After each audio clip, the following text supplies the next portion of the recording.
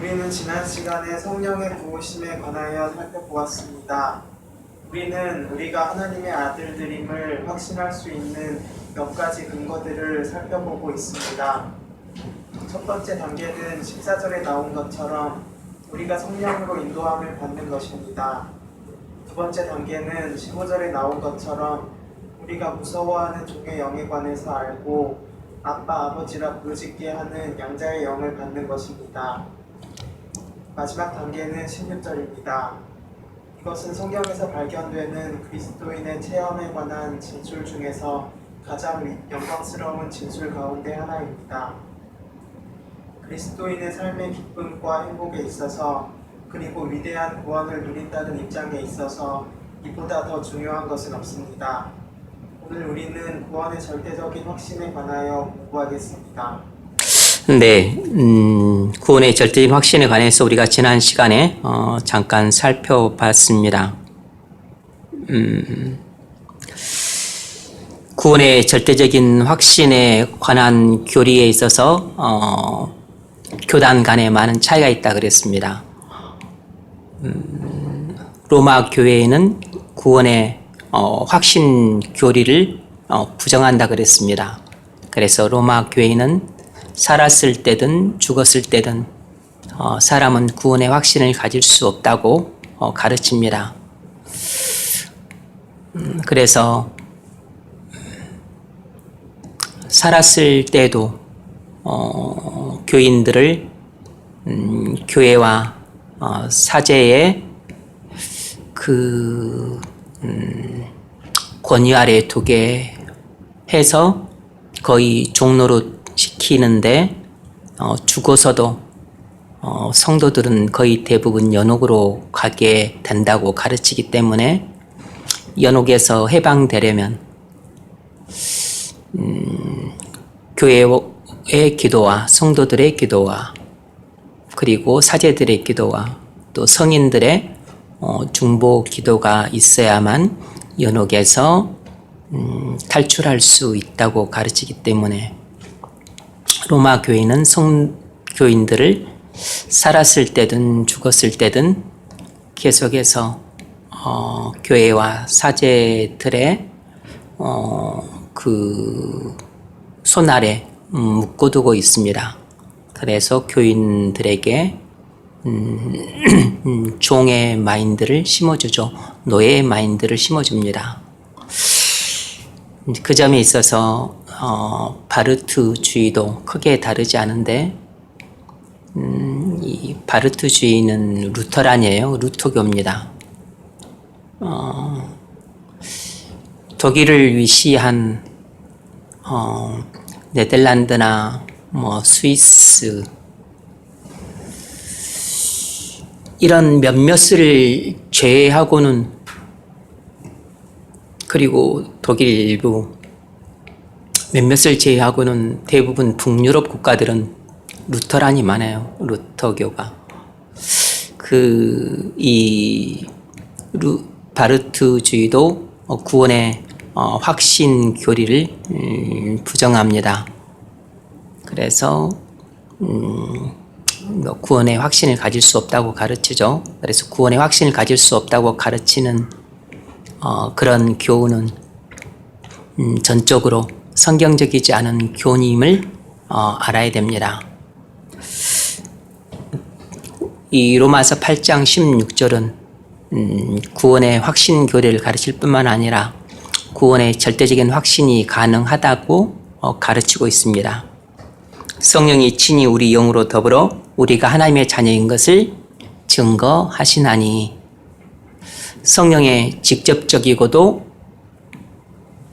직관적인 증거를 통해서 우리는 구원의 절대적인 확신을 가질 수 있다는 것입니다.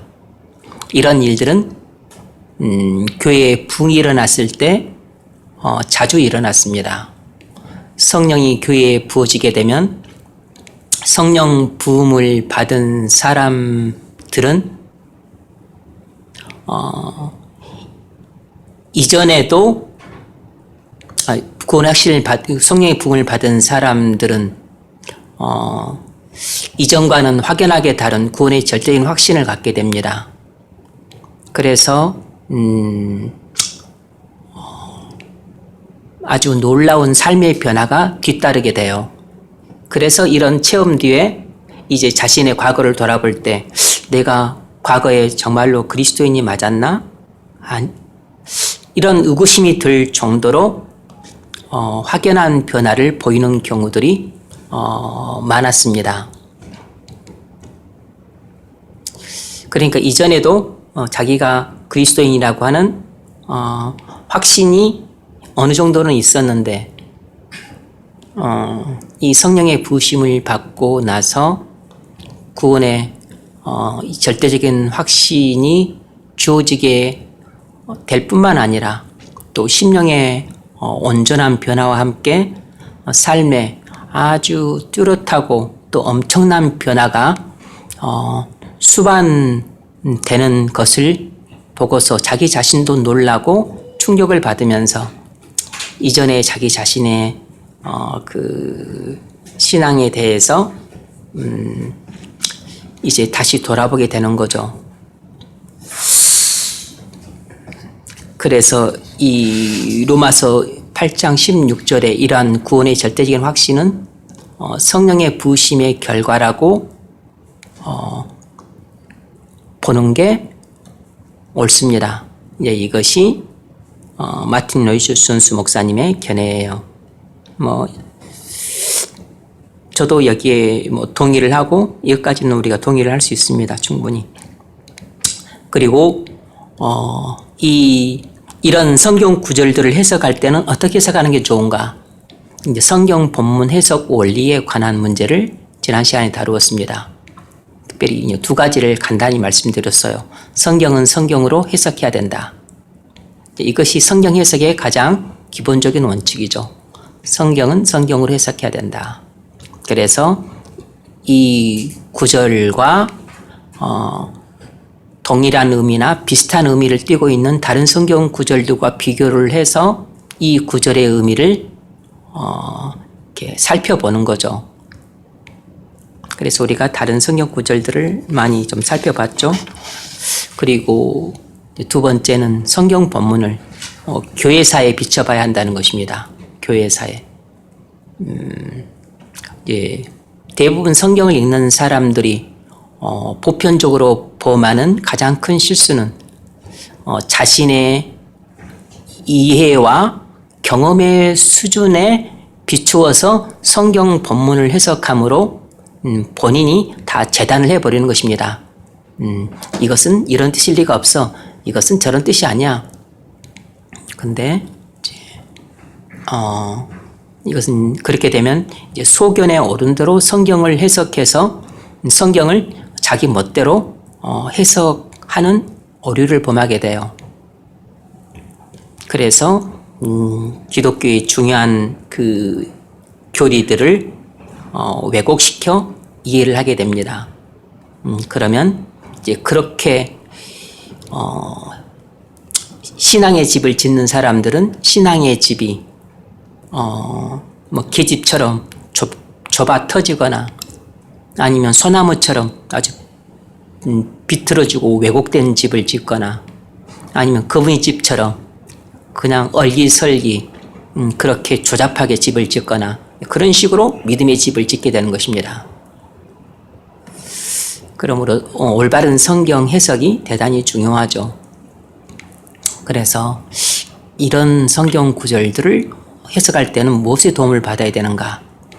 바로 교회사의 도움을 받아야 되는 거죠. 위대한 성도들의 전기 속에 나타난 그런 경험들, 교회 부흥의 역사 속에 나타났던 그 여러 가지 현상들과 또 결과들과 일들, 이제 그런 것들이 성경 해석의 참고와 보조 자료가 될 수 있는 것입니다. 자, 오늘은 이제 세 번째, 네 번째 문제 우리 살펴보겠습니다. 세 번째 문제 읽어보세요. 본문 16절을 읽으십시오. 지금까지 성경 해석의 두 가지 중요한 기준을 살펴보았습니다. 이를 통해서 우리는 어떤 결론을 이룰 수 있습니까? 네. 우리는 어떤 결론에 이를 수 있는가? 자, 뭐 어떤 두 가지 정도 결론에 이를 수 있는데 첫 번째는 이것입니다. 구원의 절대적인 확신은 성령이 우리에게 부어졌을 때 일어나는 일이라는 것입니다. 구원의 절대적인 확신은 성령이 우리에게 부어졌을 때 일어나는 일이라는 것입니다.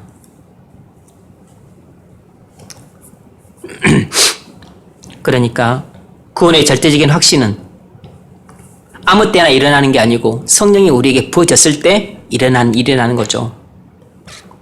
성령이 우리에게 부어지게 되면 그때 무슨 일이 일어나냐면 성령이 우리에게 우리가 하나님의 자녀임을 직접적이고 그리고 직관적으로 증거를 하는 것입니다. 성령이 친히 우리에게 하나님의 자녀라고 말씀해 주시는 것이에요. 그래서 이건 마치 도장을 종이에 꽝 찍는 것처럼 성령의 도장을 우리에게 꽝 찍어서 너는 하나님의 자녀야 라고 죽는 날까지 영원토록 잊지 못하도록 그렇게 확신을 주시는 것이에요. 그래서 하나님께서 나를 얼마나 사랑하시는지 아주 강렬하고 그리고 뜨겁게 그리고 압도적으로 느끼게 해주는 것입니다. 마치 우리 마음이 녹아버릴 것처럼. 그래서 기쁨이 너무 승하기 때문에 마치 황홀경에 빠져서 무아지경에 도달하는 그 느낌처럼 그런 황홀경을 경험하는 것이에요.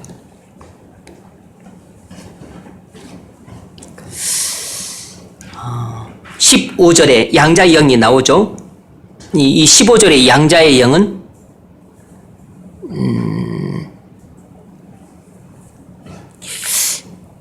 네, 성령의 부심과는 좀 다른 것입니다. 그러니까 14절에 성령의 인도를 받는 것도 우리가 구원의 확신을 가질 수 있는 그 하나의 단계예요. 근데 이보다 좀 더 강한 단계는 우리가 양자의 영을 받았을 때입니다. 그래서 그 성령의 역사로 말미암아 내가 하나님이 나의 아버지이심을 내가 강하게 느끼고 그래서 하나님을 아버지라고 아주 뜨겁게 확신 가운데 부르짖는 것입니다. 이것도 성령의 역사로만 가능하죠. 이때도 우리는 내가 하나님의 자녀라는 확신을 갖게 돼요. 근데 이보다 이제 훨씬 더 높고 가장 높은 수준의 구원의 확신은 이 16절이라고 말할 수 있습니다. 성령이 친히 우리 영으로 더불어 우리가 하나님의 자녀인 것을 증거하시나니. 이것은 성령께서 다이렉트로 내게 하나님의 자녀라고 말씀해 주시는 것이에요. 이런 일은 언제 일어나느냐? 성령이 우리 마음에 부어졌을 때 일어나는 것입니다.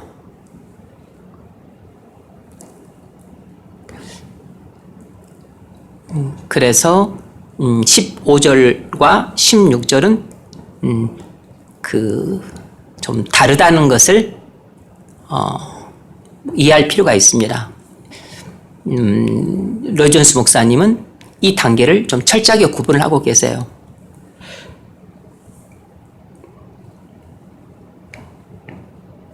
그래서 성령의 부으심에 그 가장 핵심적인 부분은 우리가 하나님의 자녀라고 하는 이런 구원의 절대적인 확신을 갖게 된다는 것이에요.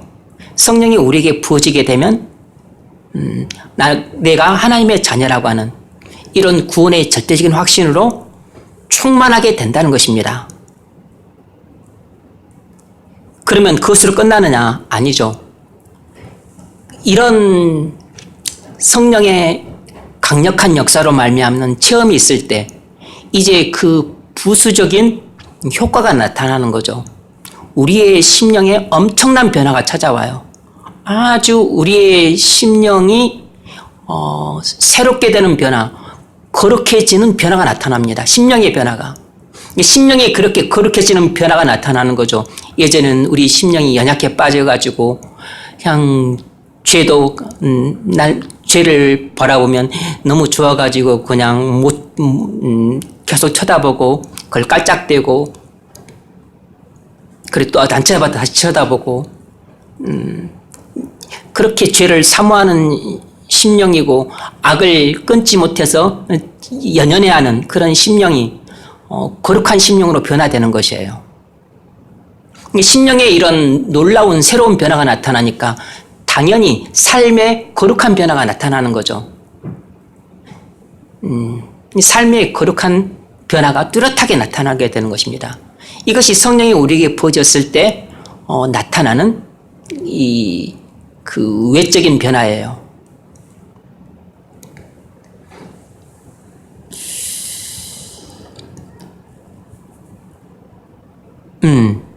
첫 번째 문제. 이러한 성령의 행동의 특징들은 무엇인가? 이러한 성령의 행동의 특징들은 무엇인가? 세 가지가 있는데 첫 번째는 성령은 우리 마음의 직접 역사에서 우리가 하나님의 아들임을 절대적으로 확신케 한다는 것입니다. 이 성령의 행동의 특징이 무엇인가 하면 성령께서 우리 마음의 직접 역사에서 우리가 하나님의 아들임을 절대적으로 확신시켜 준다는 것입니다. 그러면 어떤 변화들이 나타나냐면 진리에 대한 이해력이 아주 높아져요.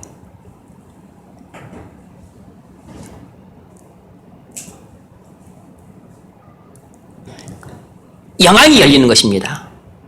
그래서 성경을 읽을 때 말씀 속에 감추인 진리들을 아주 명확하게 깨닫게 돼요. 이건 특히 목회자에게 절대적으로 필요한 관건이에요. 목회자에게 이러한 그 은혜가 주어지지 않으면 절대 설교할 수 없습니다.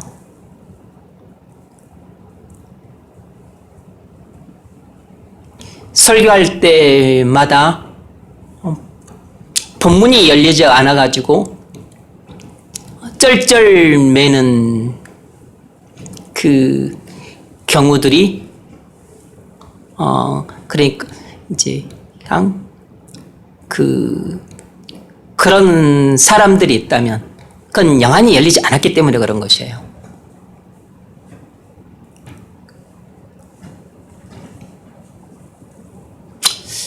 그러면 설교하기 어렵습니다.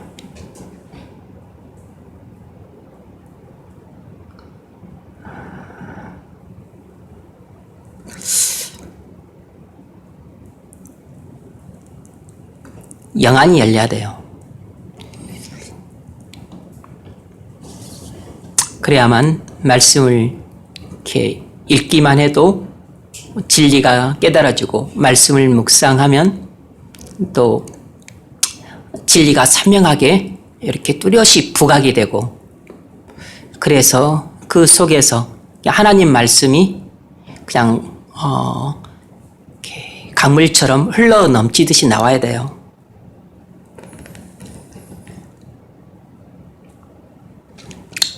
그러지 않으면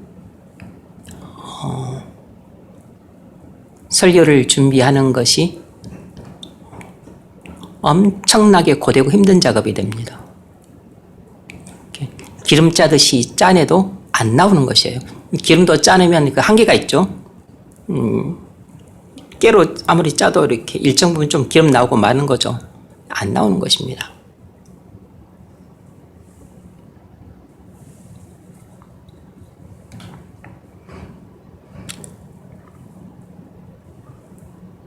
이렇게 영안이 열려서 진리에 대한 이해력이 높아지게 되면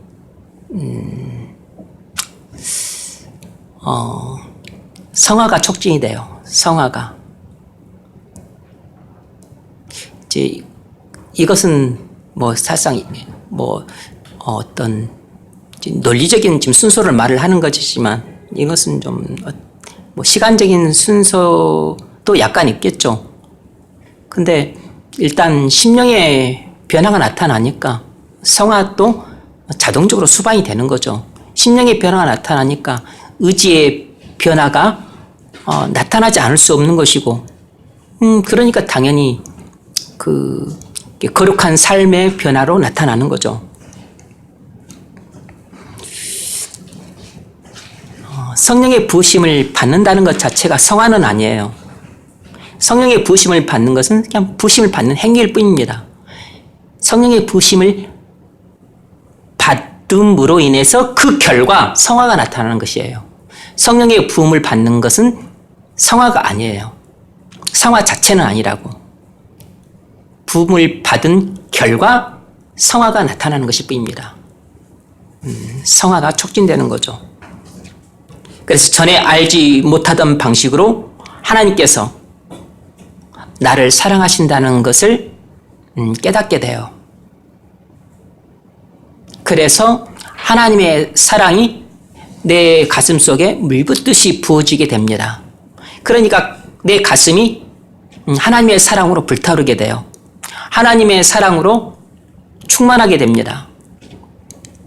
그러니까 하나님을 사랑하지 않을 수가 없고, 그리고 그 하나님에 대한 사랑이 또 수평적으로 이웃에 대한 사랑으로 나타나게 돼요.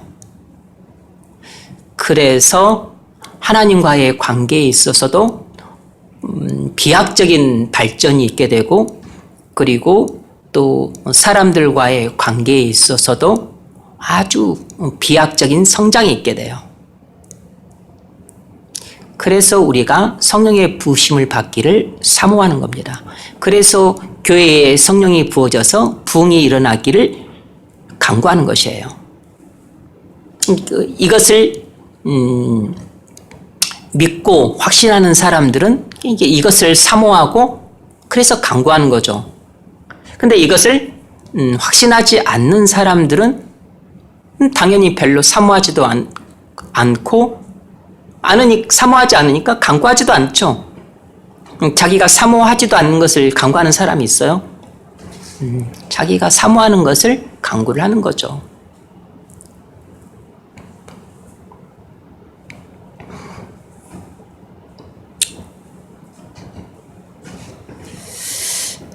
로마서 5장 5절 읽어보십시오.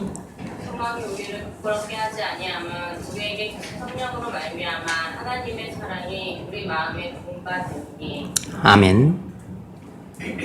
소망이 우리를 부끄럽게 하지 아니함은 우리에게 주신 성령으로 말미암아 하나님의 사랑이 우리의 마음에 분바됨이니. 성령께서 우리의 마음에 하나님의 사랑을 넘치도록 부어 주신다는 것입니다. 그래서 우리의 마음에 하나님의 사랑이 넘치도록 부어졌을 때는 그것은 성령께서 그렇게 하신 것이에요. 그러니까 성령이 우리에게 부어졌을 때 바로 성령께서 우리의 마음에 하나님의 사랑도 넘치도록 부어주시는 것입니다. 그러면 중심이 불붙는 것 같아서 견딜 수가 없게 되죠. 그래서 심령에 희락이 넘치고 평강이 넘치고 만족이 넘치고, 그래서 감사 기도가 끊이지 않고 찬송이 넘치게 되죠. 그래서 이제 그런 거룩한 심령의 변화가 거룩한 삶의 변화로 찾아오게 되고, 그래서 이것이 복음의 빛으로 주변 사람들에게 비춰지게 될 뿐만 아니라 또 그 넘치는 기쁨과 감격과 사랑 때문에 입을 열어서 복음을 전하지 않을 수 없게 돼요. 그리고 영혼들이 그렇게 불쌍히 여겨지기 때문에 구령의 열정에 불타올라서 일단 내 삶을 통해서 자연스럽게 복음의 빛이 비춰짐으로 사람들이 예수 그리스도에 대해서 다시 생각하게 만들고, 그리고 때를 또 어떤지 못 어떤지 간에 성령께서 인도하실 때 입을 열어서 복음을 전하게 돼요. 그래서 많은 사람들이 그 사람을 통해서 구주 앞으로 오게 되는 것입니다. 이제 이런 것들이 성령의 부으심을 받았을 때 우리에게 부수적으로 나타나는 효과들이에요. 여러분은 어떻습니까? 이런 것들을 경험해 보셨어요? 신앙생활을 하면서 이런 것을 아직 경험을 못 해봤다면 그냥 지금까지 여러분은 그냥 수박 거달기 식의 그런 정도의 신앙생활만 해온 것이라고 해도 과언이 아니에요. 수박 거달기 식의 그런 정도의 신앙생활만 여러분이 해온 것입니다. 여러분이 혹 중생을 했을지라도, 구원을 받았을지라도 여러분들이 그런 기쁨과 감격과 환희 가운데에서 감사 찬송으로 넘치고, 그리고 성령께서 여러분에게 하나님의 자녀임을 확신시켜 주셔서, 그래서 하나님의 사랑이 마음에 부어져서 그렇게 심령의 변화를 통해서 그렇게 거룩한 삶의 변화도 나타나고, 그렇게 또 복음을 전할 때 주변 사람들이 하나님께로 또 돌아오는 그 참으로 신기한 일들이 일어나는 그런 것들은 그러니까 이 뭐죠? 로마서 8장 16절 꼭 성령의 부으심을 여기 나온 대로 충만하게 받아서 무슨 교회사에 기록될 정도의 막 부흥의 역사가 나타나고 그래야만 꼭 일어나는 것은 아니고, 이렇게 이런 정도로 확실하고 뚜렷하고 선명하게는 아니라 할지라도 성령이 우리에게 이제 부어졌다고 말하기는, 여기 로마서 8장 16절 표현처럼 부어졌다고 말하기는 힘들지라도, 아니면 성령 충만함을 입게 되면 이런 비슷한 현상은 나타나요. 성령이 부어졌다고까지는 말할 수 없어도 성령으로 충만함을 받았을 때 이와 상당히 비슷한 그 효과들은 나타난다고요. 우리 심령의 변화가 나타나고 삶의 변화가 뚜렷하게 나타나고,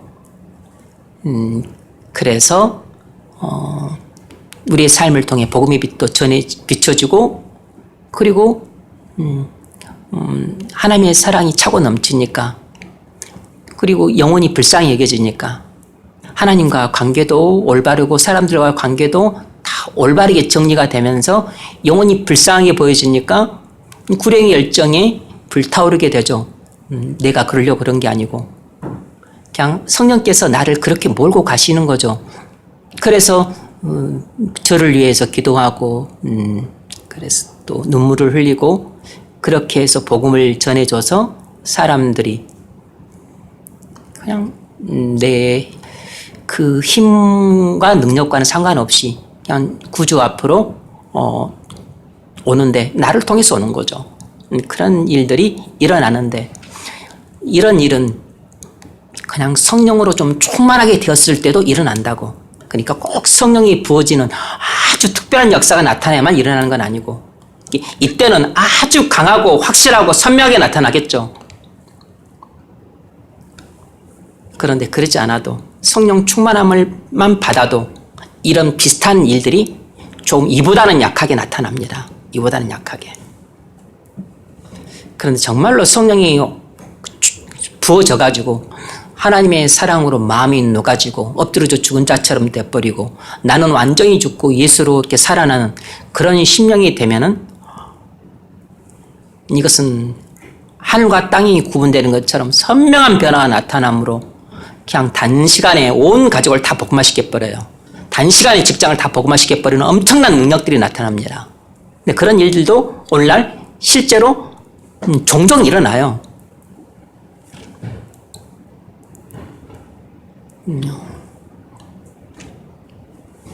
뭐 완벽하게는 아니어도, 뭐 우리 둘째 형님도 이와 비슷하셨고 또 우리 사촌 형수님도 그러셨고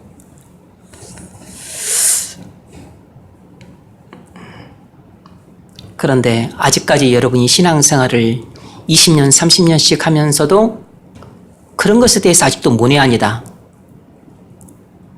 그러면 은혜를 모르는 바는 아닌데 아직 은혜의 아주 깊은 맛을 보았다고 말하기는 좀 어렵죠. 그러니까 전도의 열매가 없으면 그냥 은혜의 깊은 맛을 봤다고 그냥 말할 수가 없어요. 말을 할 수가 없다고. 전도의 능력이 나타나지 않은 사람은 진정한 그 복음의 능력이, 그 거룩의 능력이 나타난 사람이라고 보기 어려워요. 모든 성령의 그 능력은 우리에게 전도의 능력으로 나타납니다. 두 번째로 성령의 행동의 특징은 뭔가? 성령께서 우리 영과 함께하는 증거는 양자의 영을 초월한다는 것입니다. 그러니까 쉽게 말해서 성령의 직접적인 증거는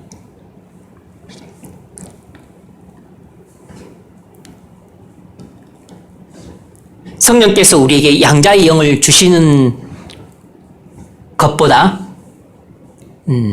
더 강한 역사라는 거죠. 15절 너희는 다시 무수하는 종의 영을 받지 아니하였고 양자의 영을 받았으므로 아바 아버지라 부르짖느니라.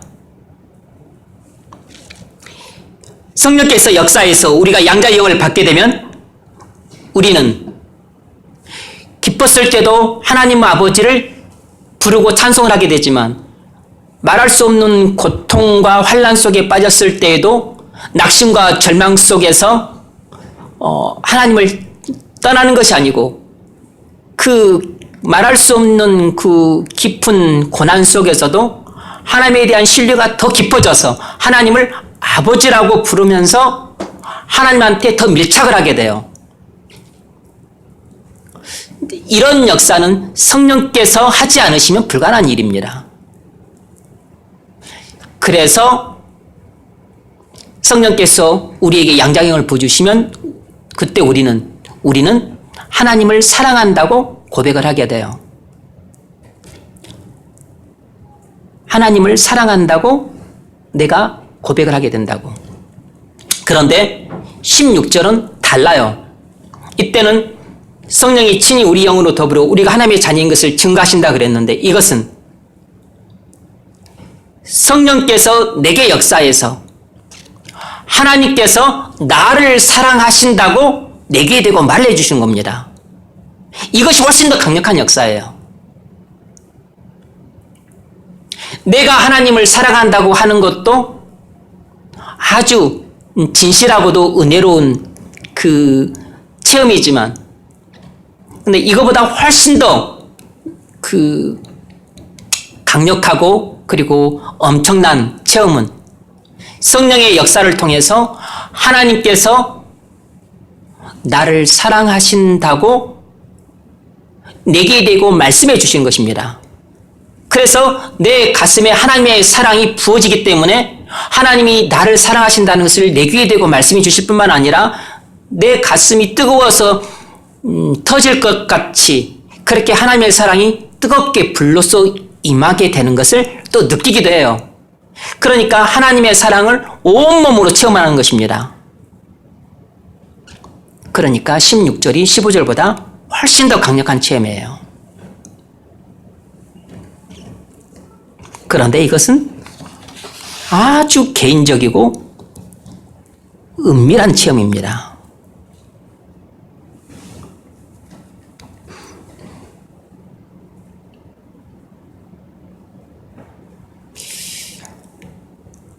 이런 체험들을 하게 되면은 우리의 눈이 열리게 됩니다.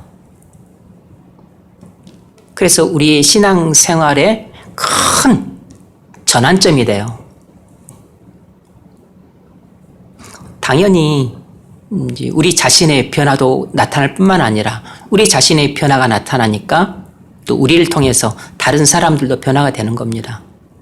이제 그것이 가장 일반적으로 전도로 나타나는 것이에요. 막 내가 전도하려고 막 쫓아다니면서 하는 게 아니고 그냥 나를 통해서 하나님께서 전도를 하시는 것이에요. 왜냐하면 내가 이미 전도의 도구로 준비가 돼 있으니까. 내가 막 전도하려고 막 동창회 쫓아다니고 막 직장 동료한테 막 커피 돌리면서 막 전도하고 막 그렇게 해가지고 전도 안 돼요. 그렇게 설레발 친다고 해서 전도되는 게 아니라고. 그냥 성령께서 역사를 하셔야 전도가 되는 겁니다.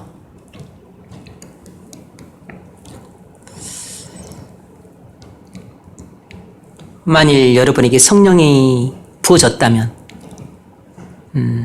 여러 가지 증거들이 다 나타나게 되는데 그중 가장 이렇게 교회를 정말로 유익하게 하고 살찌게 하고 그리고 교회의 덕이 되는 그 증거는 뭐냐면 저를 통해서 많은 영혼들이 교회 안으로 유입이 되는 것이에요. 들어오는 것입니다. 그래서 100명이 100년을 가도 못하는 일을 한 명이 1년에 다 해칠 수 있는 것입니다.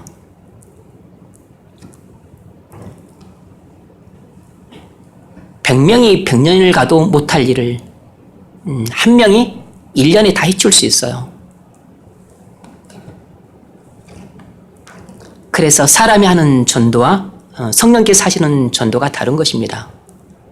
만일 여러분의 전도가 실패했다면 그것은 여러분 힘으로 하려고 했기 때문에 실패를 한 것이에요.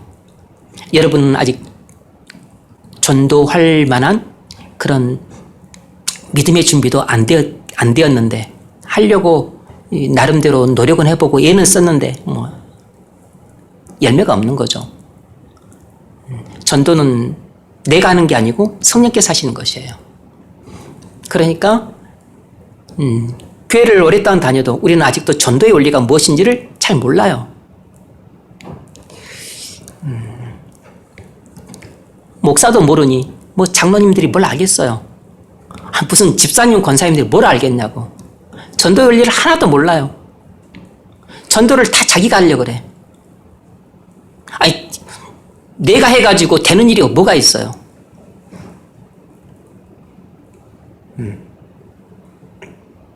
누가 저 유리를 닦으라고 그랬냐고. 저 즐거우니까 닦잖아. 응? 즐거우니까 닦잖아.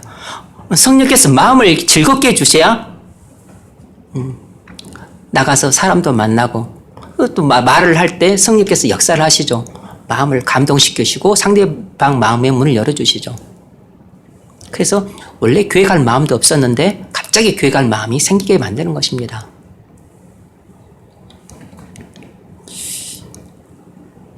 여러분의 신앙이 그렇게 구령의 열정으로 불타거나 그렇게 전도의 능력으로 아직도 나타나고 있지 않다면 여러분의 신앙은 아직도 먼 것입니다. 아직도 먼 것이라 껍데기라고, 껍데기.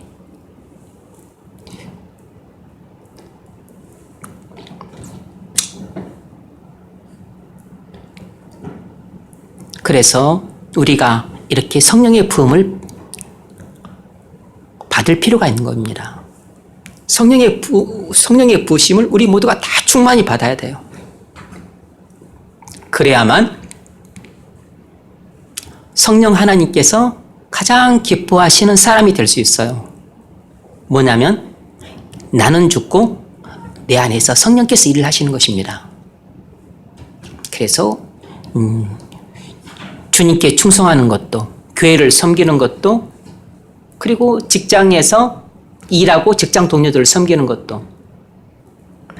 근데 내가 안 변한 상태에서 말씀을 순종하려고 애를 쓰고 어거지를 쓰면 뭐가 이상하고 부자연스럽고 그리고 뭐 틱틱거리고 아무튼 버는 것도 그냥 조금 껄끄러워. 왜냐하면 심령이 완전히 변화가 안 된 상태에서 막 복종하려고 애를 쓰니까 뭐 그것도 가상하긴 한데 어쨌든 능력은 안 나타나는 거죠. 그래도 그렇게 순종하는 게 낫습니다. 그런 가운데 또 순종하는 가운데 하나님께서 또 역사하시기 때문에. 세 번째는 바로 이것이 가장 고차원적인 확신의 형태라는 것입니다. 이 16절이 가장 고차원적인 확신의 형태라는 것이에요.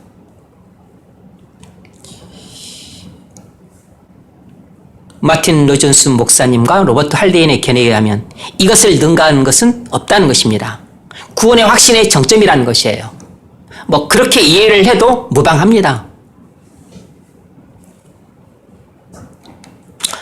그 베르도르 전서 1장 8절 말씀에 나온 상태와 똑같은 상태라고 보셔도 돼요. 너희가 예수를 사랑하는도다.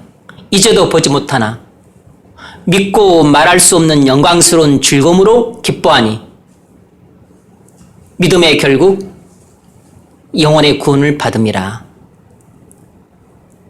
이것은 구원받으면 다 이런 것을 경험한다는 것이 아니고 이런 정도의 극치의 희락을 경험한 사람이라면 이 사람은 구원의 절대적인 확신을 소유한 사람이라고 볼 수 있다는 거죠.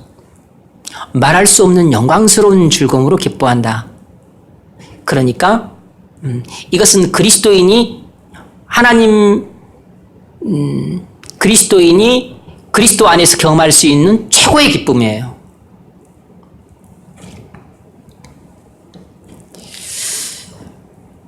자, 이 두 번째로 이 16절은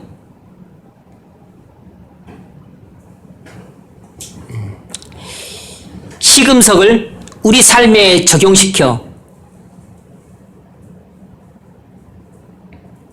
우리 자신에 대해서 추론하는 것이 아니다는 것입니다. 16절은 시금석들을 우리 삶에 적용시켜 우리 자신에 대해 추론하는 것이 아니다는 것이에요.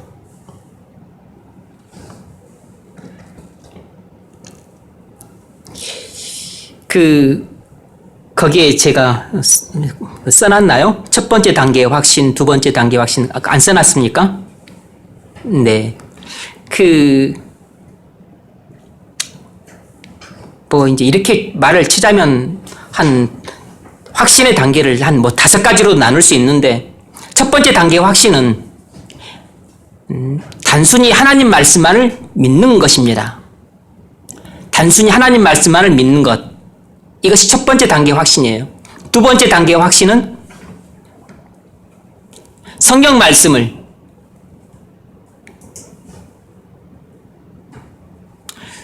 우리 삶에 적용시켜서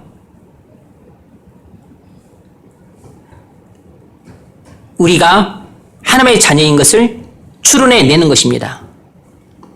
성경 말씀을 우리 삶에 적용시켜서 내가 구원받았음을 추론해내는 것이에요. 이것이 두 번째 단계 확신이라고 말할 수 있습니다. 세 번째 단계의 확신은 14절이에요. 14절. 내가 성령의 인도를 따라서 살고 있다면 그것이 내가 하나님의 자녀라고 하는 확신을 줄 수 있어요. 역시 이것도 넓게 보면 추론이죠. 네 번째 단계의 확신은 15절입니다. 하나님께서 나로 하여금 깊은 고난 가운데서도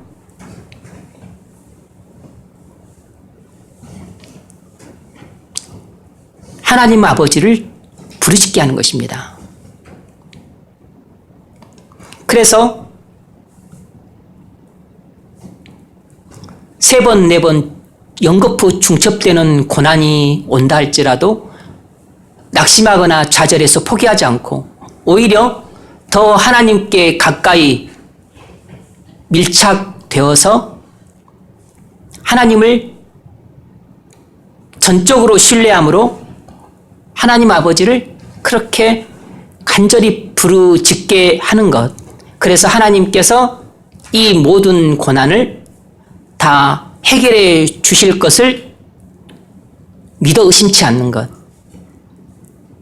그럴 때 우리는 내가 하나님의 자녀라고 하는 그 확신을 가질 수 있어요. 마지막 5번째 이제 구원의 확신의 단계라고 하면 이것이 바로 16절이에요. 성령께서 내게 아예 대놓고 너는 하나님의 자녀야 라고 내 귀에 말씀해 주시는 겁니다. 아예 내 마음에 너는 하나님의 자녀임, 김찬주는 하나님의 자녀임 이렇게 도장을 탁 찍어주는 것이에요. 그러니까 절대 부인할 수가 없게 되는 겁니다. 이것이 가장 높은 수준의 구원의 확신이라고 말할 수 있어요. 예를 들면 비유적으로 말하면 이렇게 설명할 수 있습니다. 아버지와 아들이 길을 가는데 그냥 이렇게 걸어가요. 그냥 걸어가도 아들은 아버지가 자기를 사랑한다는 것을 알아요.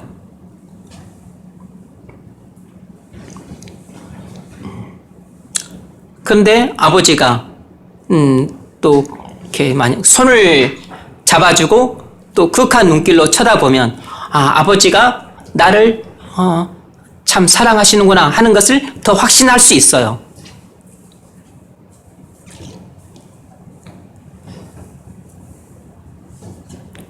웅덩이가 있어서 못 건널 때 아버지가 또 내 손을 잡고 같이 건너게 해주고 또 나를 안전하게 지켜주고 보여주는 것을 통해서 아버지가 나를 사랑하신다는 것을 앞서서보다 더 분명하게 확신할 수 있습니다. 그런데 아버지가 또 갑자기 가다가 나를 안아서 이렇게 들어안고 나를 또 포옹을 하고 또 입을 맞추고 그래서 나를 또 사랑스러워서 견딜 수 없다는 눈초리로 나를 바라보시고 그렇게 할 때 아들은 아버지가 나를 참 끔찍하게도 사랑하시는구나 라는 것을 가장 충만하게 경험을 하게 됩니다. 이렇게 하지 않아도 아들은 아버지가 자기를 사랑한다는 것을 알아요. 그런데 좀 더 손을 잡아주면 좀 더 확신을 하고 웅덩이를 건널 때 손을 잡고 같이 펄짝 뛰고 안전하게 나를 지켜주는 것을 통해서 더 확신을 하게 되는데 이렇게 자기를 안고 얼굴을 부비고 입을 맞추고 그리고 또 추울까봐 옷을 벗어서 또 입혀주고 이런 것을 통해서 아버지가 나를 사랑한다는 것을 평생토록 부인할래야 부인할 수 없는 영원히 잊혀지지 않는 아버지의 사랑을 기억하게 돼요. 이제 이것이 바로 로마서 8장 16절에 나온 이런 상태라고 볼 수 있는 거죠. 성령이 친히 우리 영으로 더불어 우리가 하나님의 자녀인 것을 증거하시나니. 그러니까 성령이 우리 심중에 우리 마음에 부어졌었을 때 성령께서 우리에게 하나님의 자녀라고 말씀을 하시는 겁니다. 그게 뭐냐면 바로 하나님께서 나를 두 손으로 이렇게 꽉 껴안아 주시는 것이에요.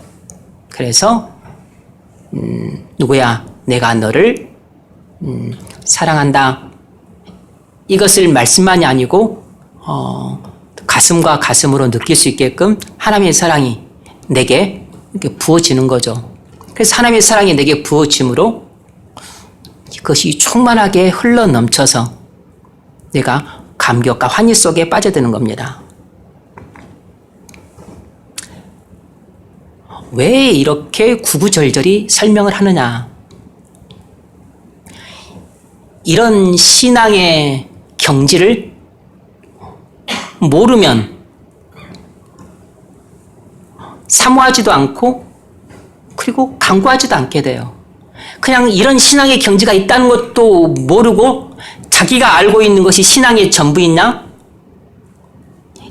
이렇게 영적인 그 외소증에 걸린 난장이들처럼 그렇게 살아가는 겁니다. 그래서 파도가 찰싹거리는 바닷가에서 노니는 어린아이들처럼 그렇게 맨날 그냥 이 땅을 살면서 먹는 문제, 마시는 문제, 입는 문제, 교회에서 이런저런 일로 또 시험을 당했니, 뭐 또 기분이 나쁘니, 교회를 가느니 안 가느니, 이 옮기자는 둥 말자는 둥, 목사가 마음에 든다는 둥 설교가 길다는 둥, 허구한 날 이런 문제만 가지고 씨름을 하는 것이에요. 그러니까 한 번도 주님 마음을 기쁘게 할 만한 그런 생각을 못하고 그냥 주님 마음에서 한숨소리가 나오게 만들고 그냥 딱하다 싶은 그런 생각만 하면서 평생을 사는 겁니다. 항상 찌질하게, 항상 못나게, 그냥 부모 속 썩히는 그런 애들처럼 그렇게 맨날 3살 박이, 4살 박이, 5살 박이 그런 애들처럼 살아가는 것이에요. 그런 사람이 교회 안에 100명 있으면 뭐하고 1000명 있으면 뭐하고 10,000명 있으면 뭐하겠냐고. 전쟁이 일어나서 싸우자 그러면 다 도망칠 비겁자들인데 없는 게 나아요. 없는 게. 왜냐하면 사기만 떨어뜨리니까. 차라리 10명, 100명 있어가지고 내 목숨은 하나밖에 없어서 너무 아쉽구나. 10개 있으면 10개를 다 주님께 바칠 텐데 이런 결사대가 10명만 있어도 100명, 1000명을 무찌를 수 있는데 10,000명이 있는데 9,900명이 다 그렇게 비겁자들이라면 여러분 나머지 100명의 결사대의 사기까지 저하시킨다고.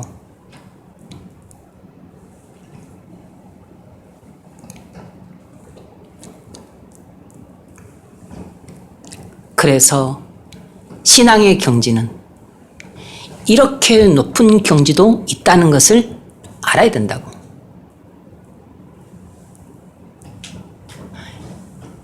자신이 이해하고 경험한 그런 정도의 신앙의 수준이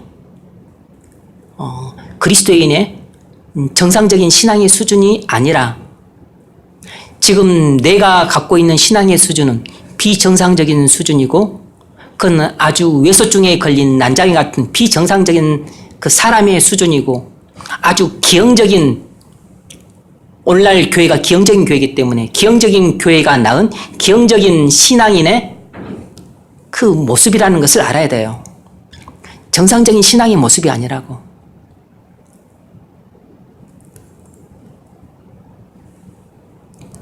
정상적인 신앙의 모습은 그냥 사도행전에 나온 초대교회 성도들의 모습이라고 보시면 돼요. 그러니까 지금 8장 14절, 15절, 16절 여기에 나와 있는 성도들의 모습이 원래 통상적이고 보편적인 성도들의 모습인 겁니다.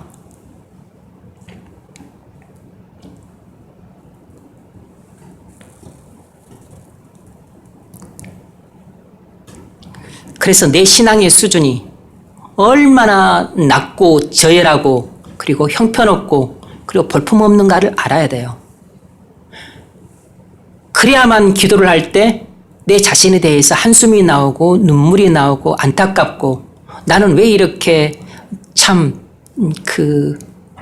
이렇게 수준 낮게 신앙생활을 하고 이렇게 또 저열하게 신앙생활을 하고 이렇게 위치하고 왜 이렇게 나는 못난 채 내 문제에만 코를 박고 신앙생활을 할까?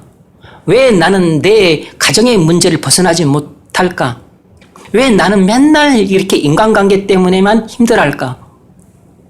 나는 언제 목사님을 위해서 교회를 위해서 기도를 할까? 언제 나는 내가 살고 있는 이 서울과 한반도를 위해서 기도를 할까? 언제 나는 나라와 민족을 위해서 기도를 하고 우리나라를 위해서 기도를 할까? 언제 나는 다른 사람들을 마음에 품고 그들을 위해서 기도를 할까?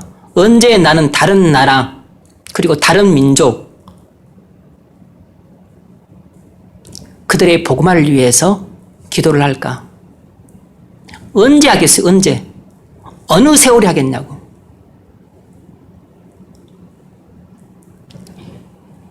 왜 기도를 못하냐면 믿음이 안 되는 겁니다. 믿음이 안 돼. 내 믿음이라고 하는 것이 아직 내 코도 못 닦는 믿음이기 때문에 다른 사람의 코를 닦아줄 수가 없어요. 목사님을 위해서 기도를 할 수가 없다고. 교회의 문제를 생각할 수가 없어요. 자기 관심이라고 하는 것은 전부 자기 자신하고 기껏해야 자기 가족밖에 안 되니까.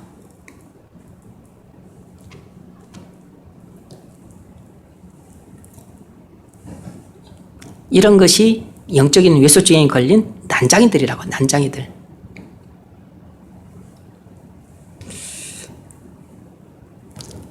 신앙의 높은 단계에 오르면 비록 16살 먹은 소녀랄지라도 하나님이 귀하게 써서 목사의 사역을 엄청나게 도울 수 있어요. 왜냐하면 기도만 잘해도 목사의 사역을 엄청나게 도울 수 있어요. 여러분들이 목사의 사역을 잘 돕습니까?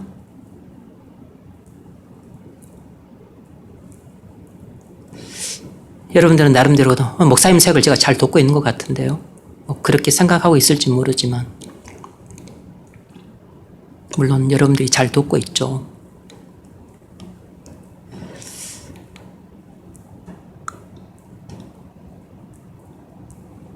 근데 여러분이 믿음의 용사가 아니면 그렇게 크게 돕고 있는 건 아닙니다. 여러분들이 기도의 용사가 아니면 나를 위해서 기도를 하기는 하겠지만 별로 도움 안 돼요. 여러분이 기도를 하면 하나님이 들어줄 정도의 기도를 할 수 있는 사람이어야 되지. 기도를 한다는 자체도 물론 의미가 있고 가치가 있지만 여러분이 기도를 하면 하나님이 그 기도를 들어주실 만한 정도의 사람이 돼야지.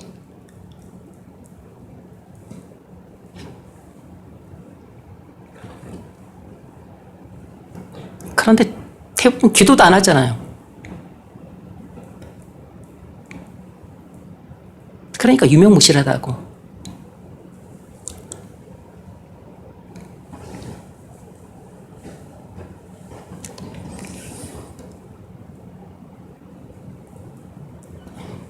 신앙의 세계가 얼마나 넓고 그리고 길고 그리고 높고 그리고 깊은가를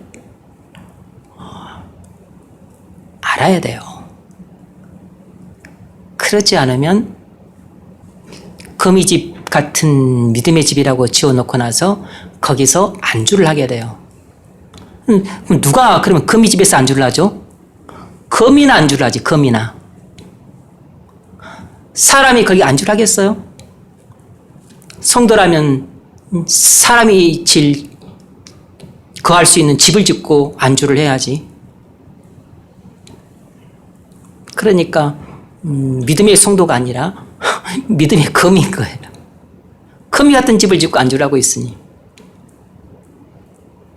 그거 그냥 이렇게 막대기로 해버리면 다 뜯어질 집인데 그것도 집이라고 안주를 하고 있어요.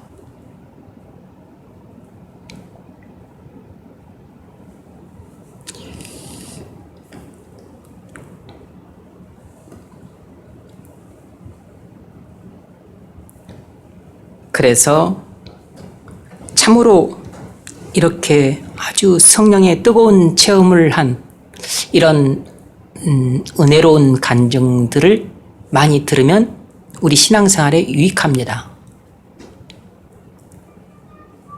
그런데 만나는 사람들이 맨날 목사 욕이나 하고 그리고 알지도 못하면서 주제넘게 또 비판이나 하고 평가나 하고 그런 쓰잘데없이 뱀의 혀가 같은 그런 혀나 갖고 있는 사람들을 만나서 이야기나 나누고 하고 있으면 귀를 다 버리게 되고 그리고 심령을 다 버리게 돼요. 들으려면 은혜로운 간증을 들어야 돼요. 성령께서 내게 무슨 일을 행하셨는지, 그래서 내가 무슨 은혜를 받았는지 들으려면 이런 은혜로운 간증들을 들어야 된다고.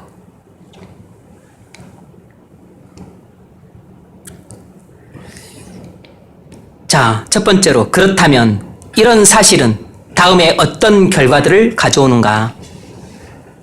우리가 성령의 부음을 받게 되면 어떤 결과들을 낳게 되냐면, 첫 번째로 구원의 전체 계획에 대한 이해력이 높아집니다.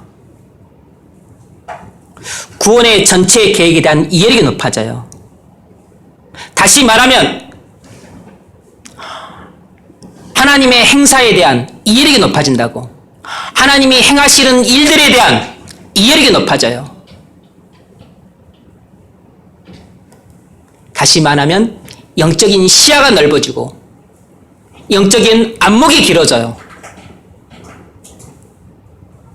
그럼 어찌 될까요? 무슨 일이 생겼을 때 그렇게 초조해하고 조급해하지 않아요. 그렇게 안달복달하지 않는다고. 그러니까 신앙이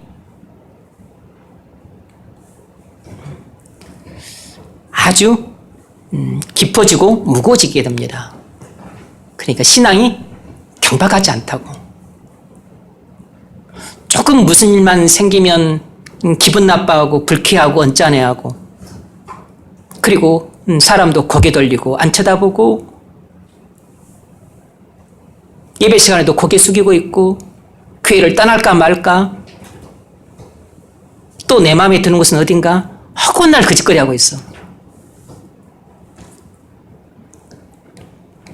근데 구원에 대한 전체의 이해력이 높아지게 되면 당연히 뿌리 깊은 나무처럼 이 말씀의 뿌리를 깊게 내리게 되기 때문에 아주 큰 나무로 자라게 되죠. 그래서 그 교회의 기둥이 되는 거라고. 그래서 많은 사람들에게 그늘이 되어줘요. 많은 사람들이 이 사람한테 모여요. 그리고 이런 사람이 교회에 있다면 목사한테 얼마나 힘이 되겠어요. 목사한테 얼마나 위로가 되고 격려가 되겠냐고.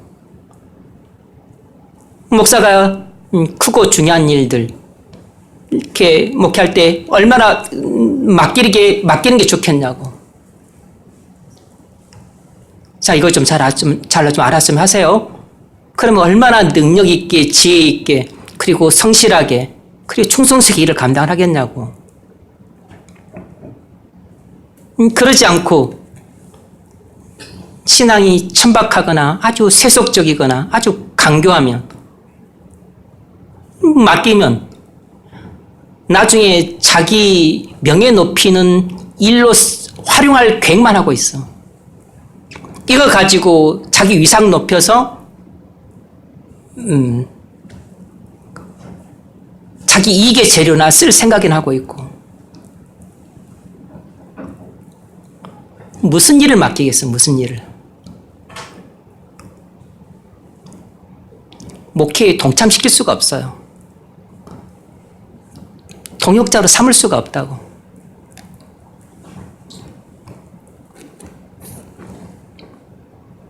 그런 사람들은 처음부터 세우지 말아야 되는데,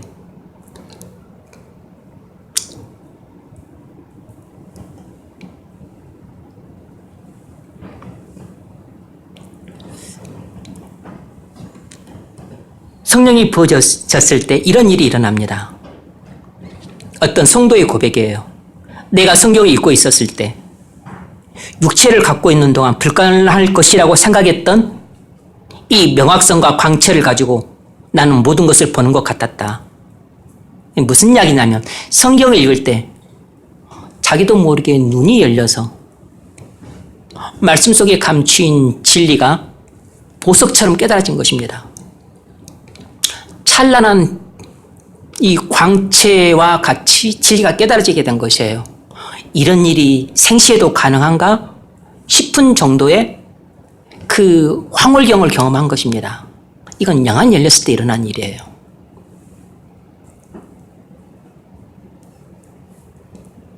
어떤 목사님이 이런 비슷한 체험을 말씀하신 적이 있어요. 자기가 전도사 시절에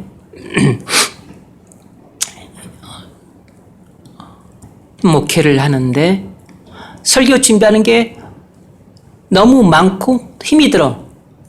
또 신학생 시절이니까 잘 알지도 못하잖아요. 물론 또 아주 똑똑하고 열심히 있었지만. 그러니까 설교 준비하는 게 너무 힘이 들어. 그래서 자기 교회 기도 대장 집사님한테 부탁을 했어요. 집사님, 날 위해 기도할 때 말씀이 열리게 해달라고 좀 기도 좀 해주십시오. 내 지금 설교 준비하는 게 너무 힘듭니다. 이렇게 부탁을 했더니 그 기도대장 집사님이 기도를 열심히 해줬어.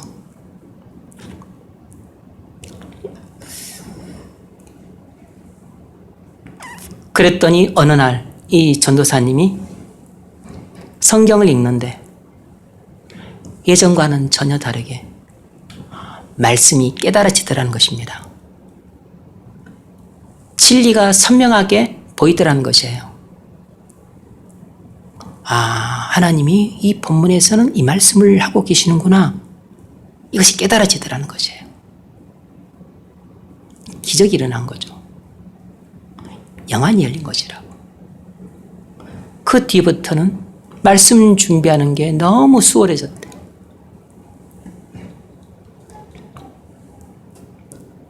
그러니까 여러분이 기도의 사람이 되려면 이런 정도의 기도의 사람이 돼야지 목사에게 도움이 되는 겁니다.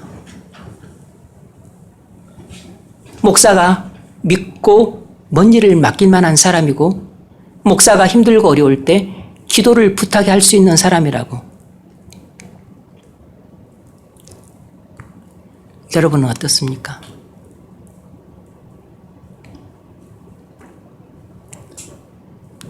기도는 하고는 계십니까?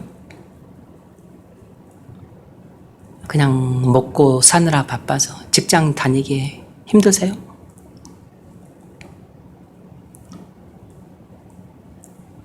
물론 이런 기도대장이 많지는 않죠.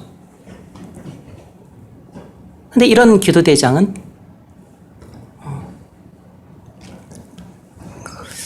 100명의 기도하는 사람보다 낫고 1000명의 기도하는 사람보다 훨씬 낫죠.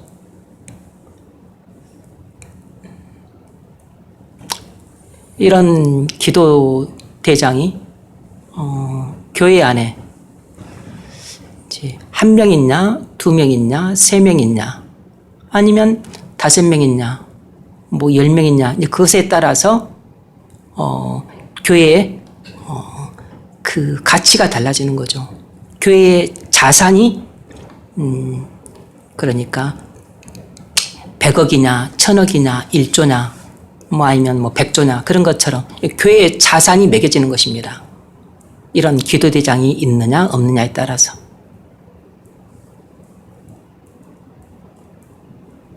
여러분은 뭐 이런 기도대장 부류에 속하세요? 여러분도 앞으로 이런 기도대장이 될 수 있기 바랍니다.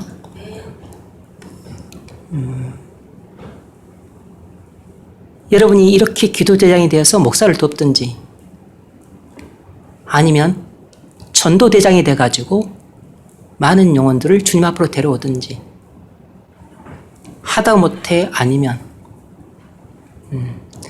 다른 곳으로라도 교회를 유익하게 해야 돼요.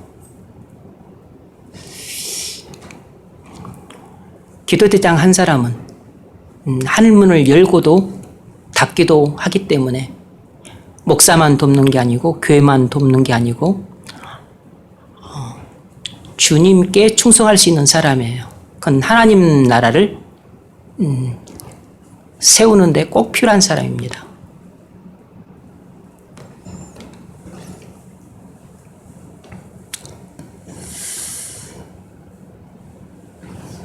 두 번째로 성령의 부음을 받게 되면 어떤 결과가 오게 되는가? 하나님께서 우리를 사랑함을 확신하게 돼요. 하나님께서 나를 사랑함을 확신하게 됩니다. 그래서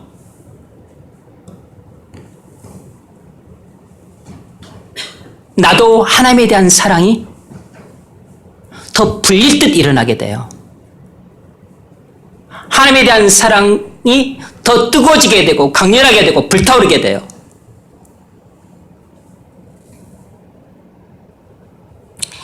그래서 모든 일을 하나님을 기쁘시게 하려고 애를 쓰게 됩니다. 하나님을 기쁘시게만 할 수 있다면 나는 일찍 자고 일찍 일어날 수 있고, 나는 내 시간을 바칠 수 있고, 내 물질도 바칠 수 있고, 내 모든 것을 다 바칠 수 있어요. 그래서 시간을 내서 친구도 만나고, 그리고 시간을 내서 또 저들을 또 도와주고,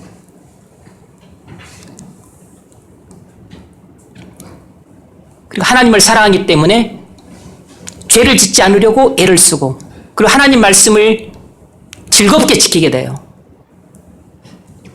하나님을 사랑하게 되면 내 삶의 모든 영역이 다 바뀌게 됩니다.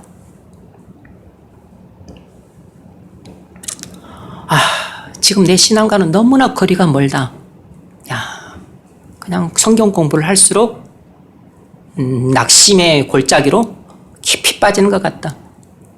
말씀을 배우면 뭔가 막 의욕이 생겨야 되는데 더 낙심이 되고 좌절이 되는 것 같다. 그게 좋은 겁니다.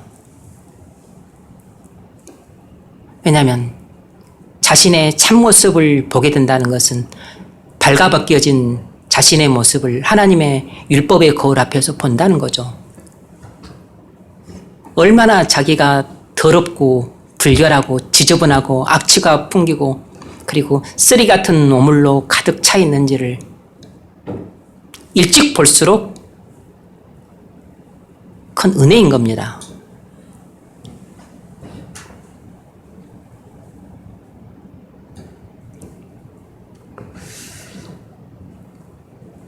그래서 지금 목사님 말씀하시는 것은 나하고 너무 거리가 멀다. 하지만 나는 그렇게 되고 싶다. 이런 일말의 사모함이라도 있다면 여러분 기도하시면 돼요. 여러분이 하려고 발버둥 안 쳐도 됩니다. 일단 기도부터 하는 겁니다. 그 사모하는 마음이 일말이라도 있다면 일단 기도부터 하는 것이에요. 그리고 일단 지금 나는 그와 정반대로 살고 있는 것 같아도 일단 기도부터 하는 겁니다. 그리고 하나님께 소원을 아뢰는 것이에요. 나는 지금 이렇게 죄악 가운데서 쥐새끼같이 살지만 하나님 이제는 벗어나서 거룩하게, 그래서 성령의 부심을 받아서 저도 성도답게 살고 싶습니다. 다윗처럼 살고 싶고 바울처럼 살고 싶고 그리고 참으로 믿음의 사람들처럼 그렇게 살고 싶습니다. 그래서 심령도 변화되고 삶도 변화되고 나도 기도대장이 되고 싶고 전도대장이 되고 싶습니다. 그래서 나도 교회가 필요로 하는 기둥 같은 사람이 되어서 주님 마음을 기쁘시게 해드리고 싶습니다. 뭐 이런 기도를 할 수 있죠. 그런 마음이 여러분에게 일말이라도 있다면, 그런 사모하는 마음이 있으면 지금 나는 죄악의 수렁에 빠져 있어도 이런 기도는 할 수 있어요. 내가 지금 죄악의 수렁에 빠져 있다 그래서 이런 기도를 하는 것이 무슨 위선이 아니라고. 그것도 세금 매기지 않아요. 할 수 있어요. 일단 기도부터 하는 겁니다. 그러면 그 다음부터 하나님이 일을 진행해 가세요. 그런데 기도도 안 하는 사람은 계속 수렁 속에서 더 깊이 빠져 들어가는 거죠.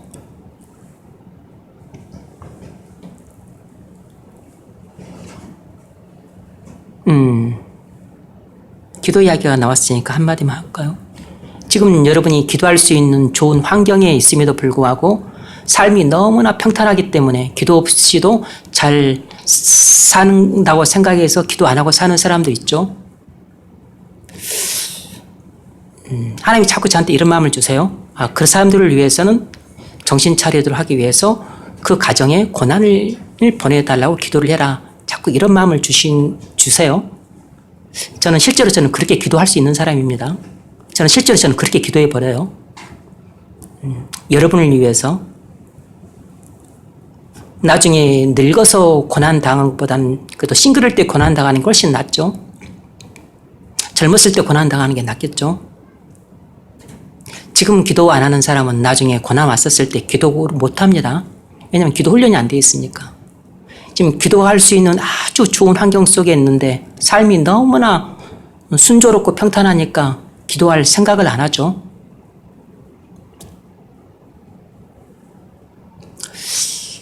그래서 뭐 기도 없이도 잘 살만 하니까 기도를 안 하고 사는 거라고 생각을 합니다. 사실상 여러분 젊고 싱글이면 그렇게 막 큰 고난 뭐 특별한 경우가 아니면 별로 없어요. 이제 나이도 먹고 가정도 생기고 자녀들도 있고 그러면 이제 가지 많은 나무 바람 잘 일 없다고 많은 문제들이 생기는 거죠.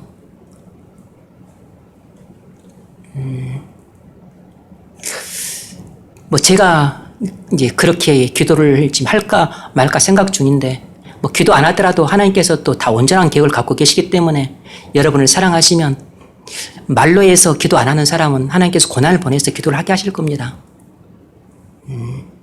여러분 가정에 아니면 또 여러분에게 속히 뭐 고난이 오든 뭐가 오든 상관없이 어쨌든 여러분을 나는 하나님께서 기도의 사람으로 탈바꿈 시켜 주시길 바라요. 기도의 사람이 되게 해주시길 바랍니다. 그래서 하나님께서 고난을 보내셔도 잘못될 것이 없다고 생각하고 뭘 보내시든지 간에 나는 여러분이 다 기도의 사람으로 바뀌길 바라요. 그래서 무슨 고난이 올지 모르지만 고난이 오면 일단 감사함으로 받고 내가 하도 기도를 안 하니까 기도를 훈련시키기 위해 하나님께서 나를 되게 고난을 보내셨구나 생각하시면 됩니다.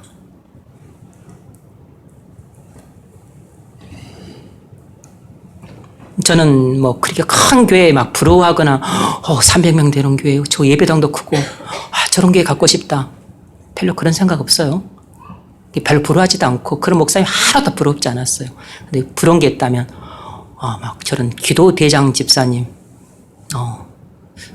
기도를 하면 막 하늘문이 열리고 기도를 하면 하나님께서 응답해 주셔서 막 보여주시고 그 목사한테 뭐 엄청나게 목회에 그 도움을 주는 그런 분은 되게 부럽죠. 그런 분이 있다는 교회에 있다는 것은 부럽다고. 왜냐하면 목사 목회 이건 엄청난 힘이 되는 사람이거든. 그런 사람은 교회 자산이에요. 자산. 자산이 무슨 말인지 아시죠? 회사의 자산은 뭐 부동산 이런 거잖아요. 뭐 공장 그리고 좋은 인재들 자산이라고 자산.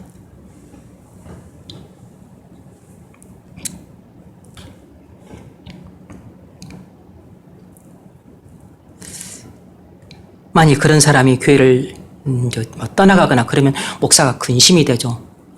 슬픔이 그지없다고. 왜냐하면 그런 사람은 하나님께서 보내주시는데 가고 나면 또 언제 올지 기약이 없잖아요.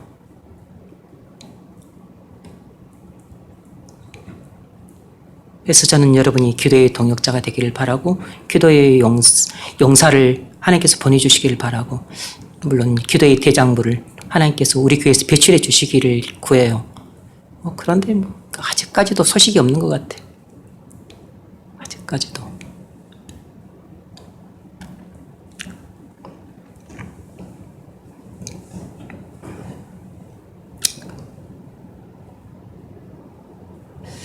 요한일서 4장 19절 읽으세요. 아멘. 우리가 하나님을 사랑할 수 있는 것은 내가 먼저 하나님의 사랑을 맛봐야 돼요. 하나님의 나를 사랑하시는 것을 뜨겁게 경험을 해야 나도 하나님을 뜨겁게 사랑할 수 있습니다. 동시에 내 이웃을 뜨겁게 사랑할 수 있어요. 그래서 하나님의 사랑이 우리 마음에 부어지는 그런 경험들을 아주 분명하게 할 필요가 있습니다. 그리고 그것들을 자주 할수록 좋아요. 그런 사람들이 사랑의 대장이죠. 그런 사람들이 사랑으로 충만한 사람들이라 그런 사람들이 영혼을 살린다고. 그런 사람들이 교회를 세워요.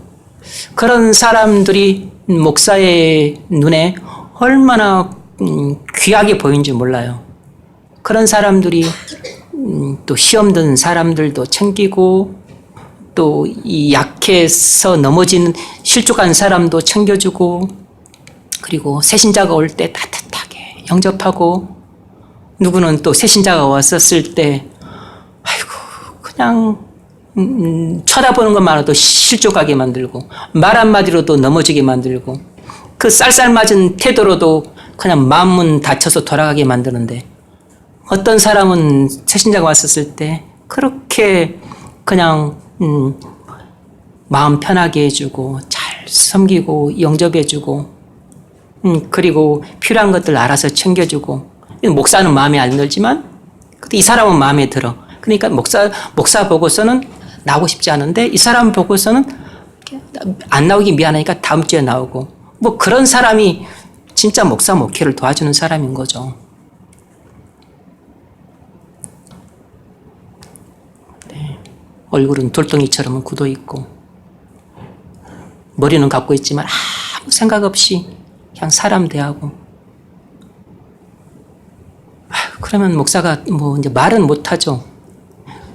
말을 못하지만 한숨이 가득한 겁니다. 한숨이. 왜냐하면 자기 자책 할 수밖에 없죠. 왜냐하면 그 교인을 내가 길렀으니까. 내가 기른 사람이 저렇게 생각 없이 말을 하고 생각 없이 행동을 하고 생각 없이 처신을 하니까 뭐 누구한테 말을 하겠어요. 말해봤자 다 누워서 침 뱉긴데 다 내 영적인 자식들인데 누구한테 뭘 하겠냐고.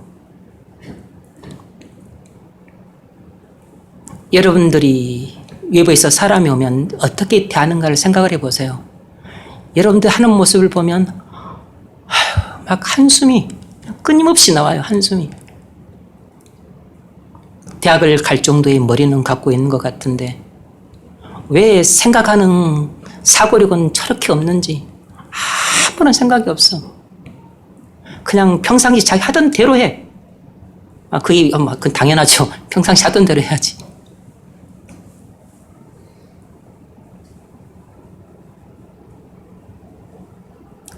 어떻게 사람을 영접을 해야 되는지도 몰라.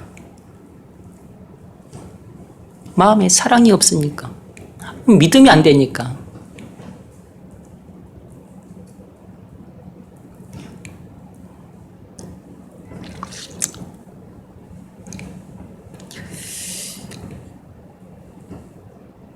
그런데 우리에게 성령이 부어지게 되면 이렇게 못나고 칠칠 맞고 그리고 목사의 근심덩어리였던 사람이 변한다니까요. 변해.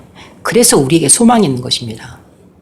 성령이 우리에게 부어지게 되면 나도 나를 변화 못 시켰는데 그런데 성령께서는 나를 변화시켜요. 그래서 우리 모두에게 다 소망이 있는 겁니다. 더더구나 여러분은 아직 30대, 40대 초반 젊잖아요. 그러니까 여러분에겐 소망이 있어요. 근데 이 변화를 또 어떻게 시키냐면 복음을 통해서 변화를 시키세요. 진리의 말씀을 통해 변화를 시킨다고. 그러니까 여러분에겐 그렇게 변화의 소망이 아직 남아있는 겁니다. 지금 모습은 너무 형편없지만 도대체 어찌 저렇게 개념이 없을꼬. 그냥 너무 안타까워. 사실상 그 40에 가까운 나이라면 적은 나이가 아닌데 너무 생각이 짧아. 너무 생각이 짧다고. 그냥 제가 통탄을 합니다. 통탄을 내.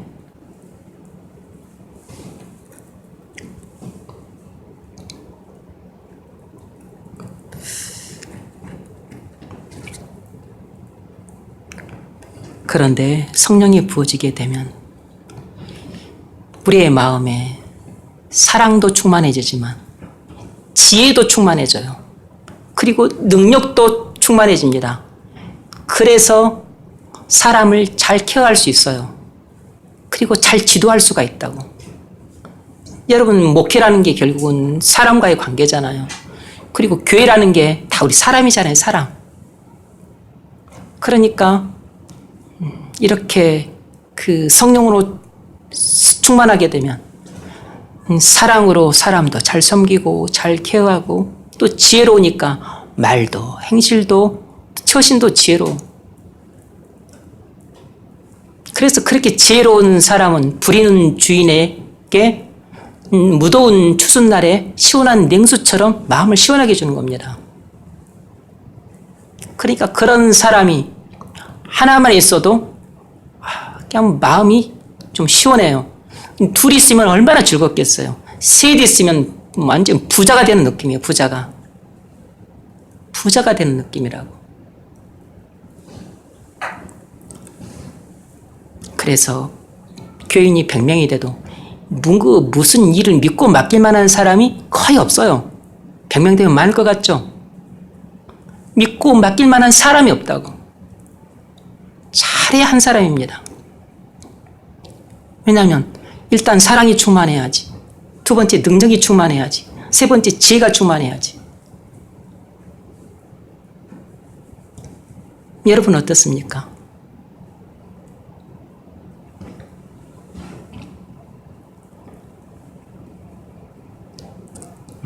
제 근심이 얼마나 클지 이해가 되세요?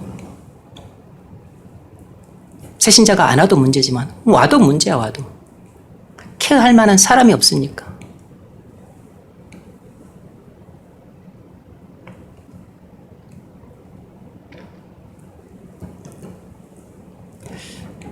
믿음이 돼야 하나님이 우리에게 믿음에 합당한 복을 주세요. 예배당을 하나님께서 또 우리 집사님을 통해서 이렇게 주신다 그랬는데, 그건 이제 집사님 생각이고, 주시고 안 주시고는 하나님이 결정하시는데, 우리가 믿음이 돼야, 예배당을 가질 만한 믿음이 된다고 보시면 하나님께서 주시겠죠. 안 되면 집사님이 그런 생각 갖고 계셔도 우리 받을 수 없는 겁니다.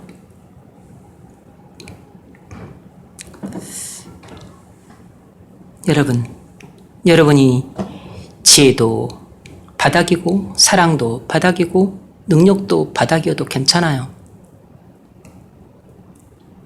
왜냐하면 우리한텐 기도가 있으니까.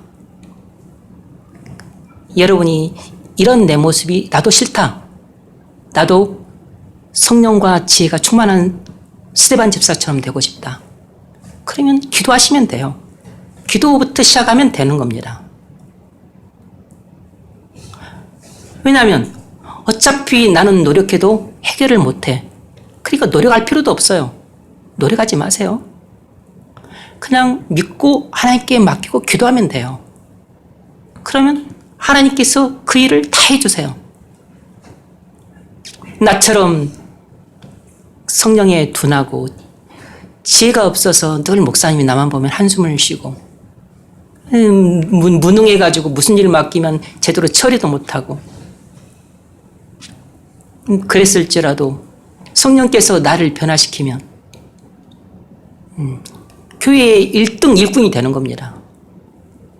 목사에게 가장 힘과 위로를 주는 그 신실한 동역자가 되는 것이에요. 그래야 교회를 세우는 일꾼이 될 것 아닙니까? 맨날 직장에서 일만 하다가 그렇게 주님 앞에 부름받는 세상 일꾼으로 끝날 것이에요? 여러분을 세상 일꾼으로 쓰려고 하나님이 부르셨습니까? 교회 일꾼, 하나님 나라를 세우는 일꾼이 돼야 되잖아요. 세상 일꾼이야 세상 스펙 있으면 대충 감당하죠. 근데 하나님 나라의 일꾼은 성령과 지혜가 충만해야 감당을 하죠.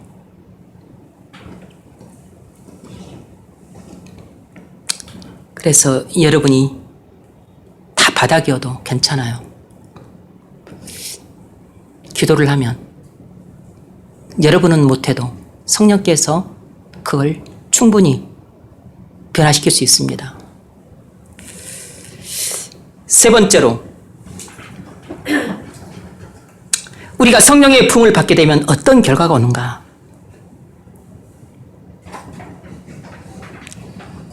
복음을 전하고 싶은 열망으로 충만하게 돼요.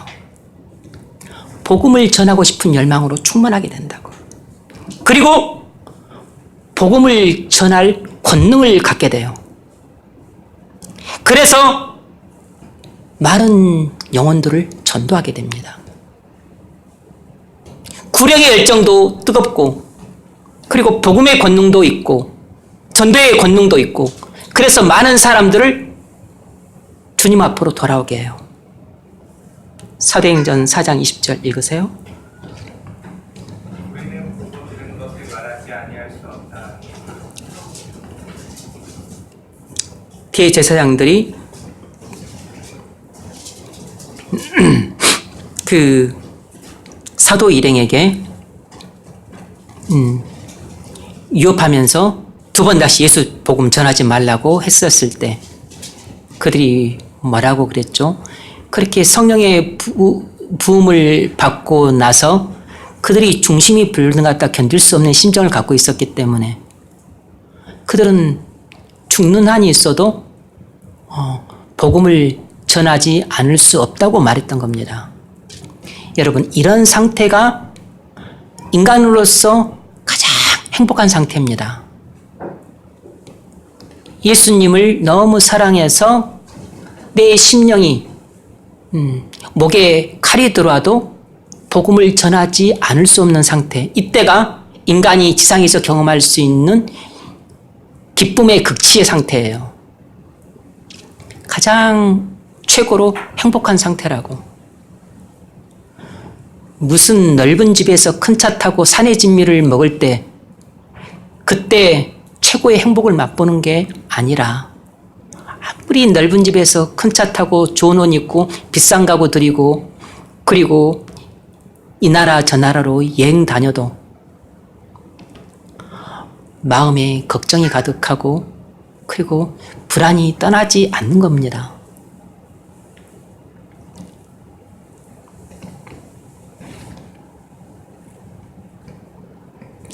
성령을 부음받게 되면 확신이 가득 차기 때문에 담대하고 능력 있게 전해요. 그래서 우리는 이 확신으로 충만해지고 그리고 권능으로 충만해지기 전에는 절대로 복음의 증인 역할을 할 수가 없습니다. 확신과 권능으로 충만해져야만 복음을 나도 모르게 성령의 감동을 받아서 담대하게 전하게 돼요. 그래서 교회에 가자는 말도 내가 하는 것이 아니라 내 안에 계신 성령께서 하심으로 사람들이 나를 통해서 끌려 나오게 만드는 겁니다. 그래서 구령의 열정에 불타오르고 영혼이 너무 불쌍히 여겨져.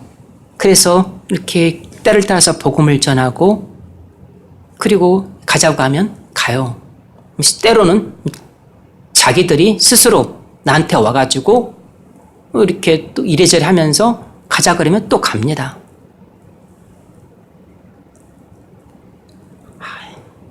교회 생활을 하면서 한 번도 그런 것을 경험하지 못하고 그냥 늘상 이렇게 교회에 왔다 갔다 그렇게 신앙생활 하는 사람들은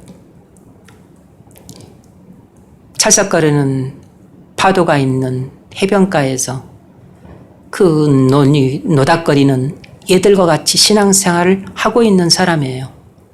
철부지 신앙생활을 하고 있는 사람이라고. 한 번도 저 대양으로 나가서 배 타고 노를 저어 나가서 만선이 되도록 그물을 내려서 고기를 풍성하게 잡아오는 어부의 기쁨은 한 번도 맛보지 못해요. 맨날 해변가에서 그냥 달리기나 하고 개하고 뛰어놀고 놀면서 신앙생활 하는 사람들입니다. 이런 사람들은 혀를 깨물고 자각을 해야 돼요.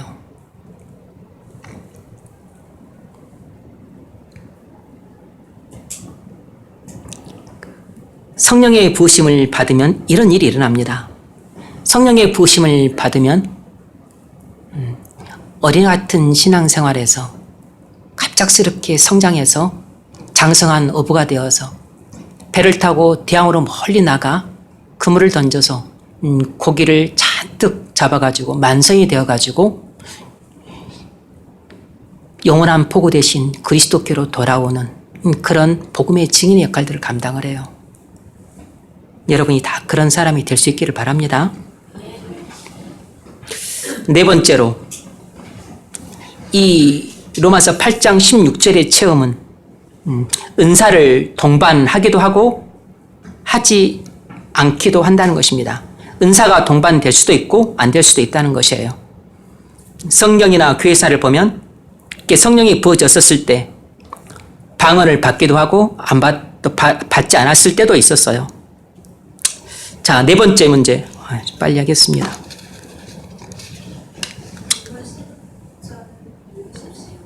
이런 체험이 어떻게 주어집니까? 어떻게 해서 이런 일들이 우리에게 일어나는 것입니까? 네. 16절의 체험은 어떻게 주어지는가? 성령의 절대적인 주권으로 일어나는 것입니다. 성령의 절대적인 주권으로 일어나요. 성령께서는 자기 주권적인 의지를 따라서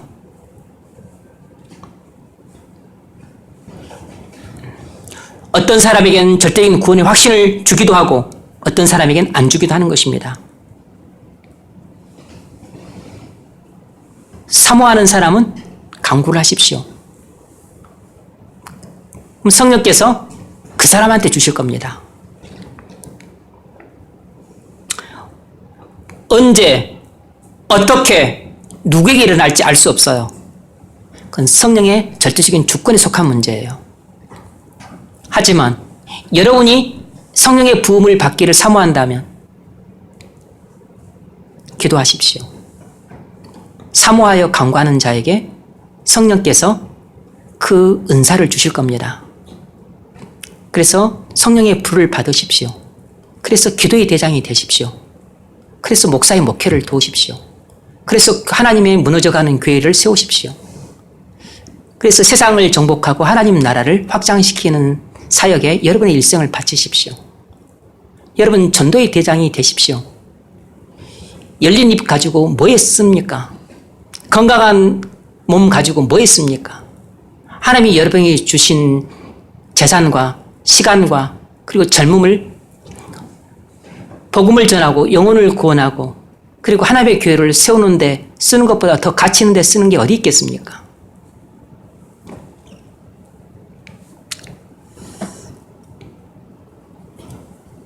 여러분, 성령이 우리에게 부어질 때 그것은 들리는 소리는 없지만 우리는 온몸으로 그것을 느낄 수 있어요. 때로는 하나님께서 내 귀에 대고 말씀하실 때도 있습니다. 어쨌든 성령이 부어지게 되면 나는 내게 성령이 부어졌다는 것을 내가 느끼고 알 수 있어요. 이건 반드시 체험이기 때문에 그렇습니다. 그렇다면 이런 체험은 어떻게 오는가? 첫 번째로 성경을 읽을 때 옵니다. 그러니까 여러분 부지런히 성경을 읽고 묵상을 하십시오. 아멘입니까? 부지런히 성경을 읽고 묵상을 하십시오. 두 번째로 갑자기 전에 읽었던 성경 말씀이 마음에 깨달아짐으로 일어날 때도 있습니다. 갑자기 전에 읽었던 성경 말씀이 마음에 깨달아질 때 일어나기도 해요. 그러니까 성경을 평상시에 부지런히 읽고 암송을 해야죠. 세 번째로 예배 시간에 일어날 수 있습니다. 설교를 들을 때 하나님께서 내게 직접 말씀하시는 음성으로 똑똑히 들려서 앉아있는 사람 중에 나한테만 성령이 부어질 수 있습니다. 그래서 나만 성령의 부으심을 받는 것이에요.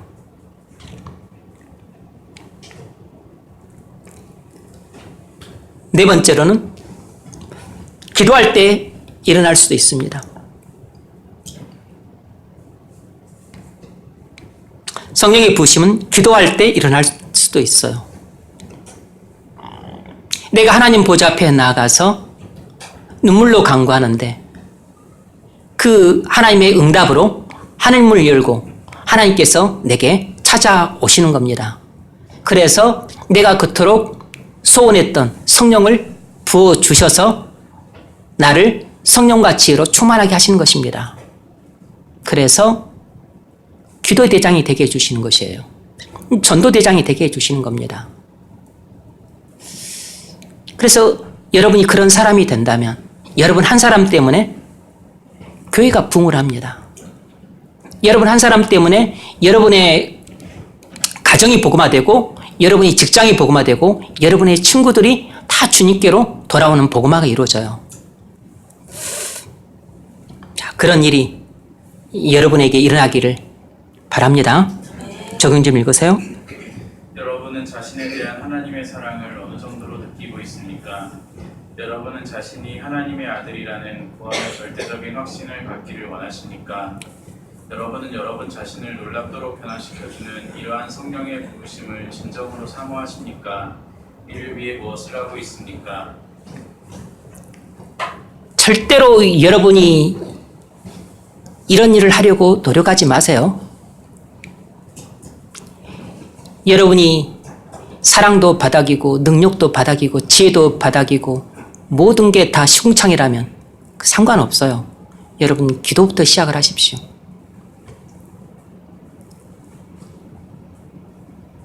그래서 여러분의 마음속에 진정한 소원을 아뢰십시오. 나는 지금 쓰레기처럼 살고 있지만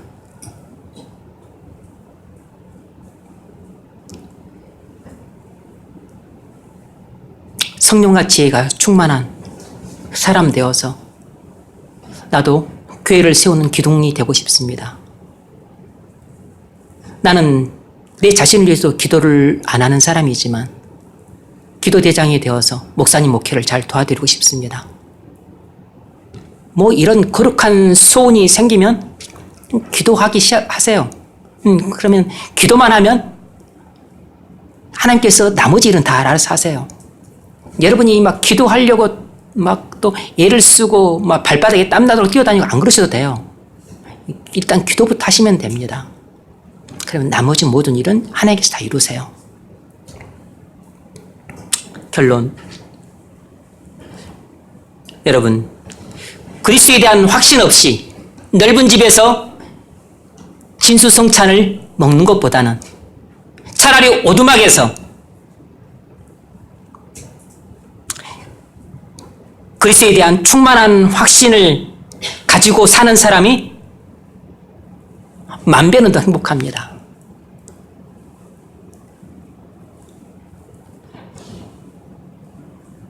하나님께 대한 사랑 없이 육신의 쾌락을 누리고 사는 사람보다는 하나님께 대한 사랑으로 충만한 상태에서 고통과 슬픔을 견디며 사는 사람이 만 배는 더 행복해요. 하나님에 대한 사랑도 없이 그저 순조롭고 평탄하게 살아가는 것이, 하나님에 대한 사랑은 충만한데 고통과 슬픔 속에서 그렇게 살아가는 사람보다 더 행복할 것 같죠? 천만의 말씀입니다. 삶이 순조롭고 평탄하기 때문에 겉으로는 행복해 보여도 거기에는 하나님 나라가 없어요. 그래서 하나님이 주시는 희락도, 평강도, 만족도, 그리고 하나님의 은혜로운 기적의 역사도 거기는 없어요. 거기서 누리는 어떤 평안함이나 그리고 안락함이나 행복이라고 하는 것은 다 껍데기뿐입니다.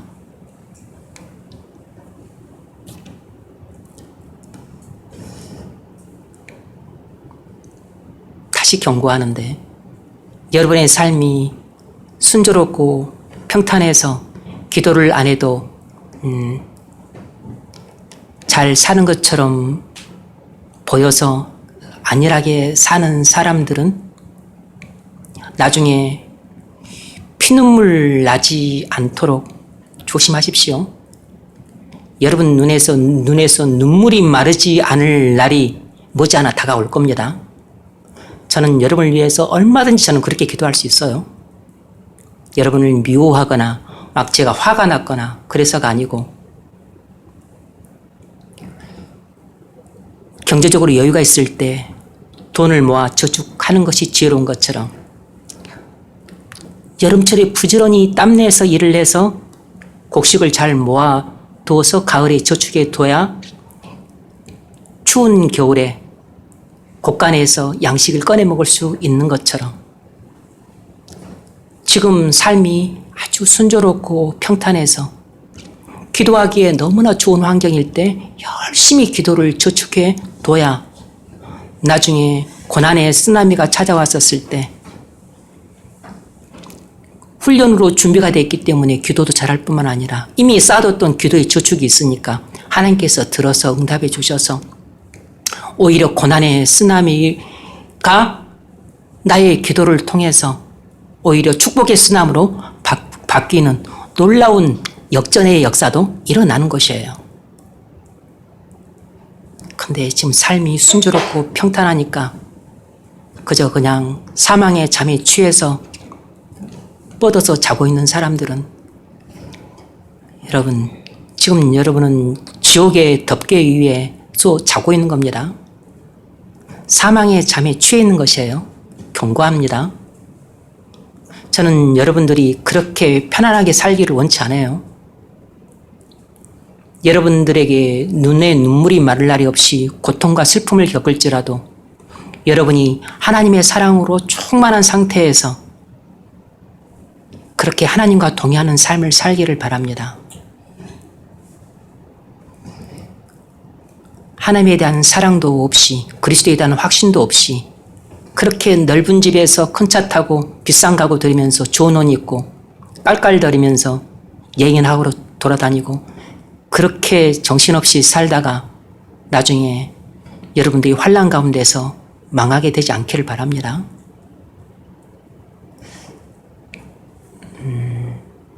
여러분, 이 세상은 전쟁이지 유람선 타고 다니는 여행이 아니에요.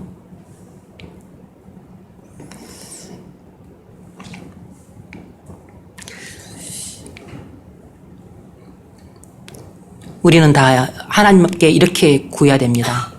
주의 얼굴을 내게 보이소서. 그러면 내가 더 이상 무엇을 바라리일까? 하나님의 얼굴 보는 것으로 우리는 완전 만족할 수 있습니다. 다른 모든 것이 부족하고 모자랄지라도. 그래서 거기에 시편 35편 3절에 나온 것처럼 내 영혼에게 나는 내 구원이라 이루소서.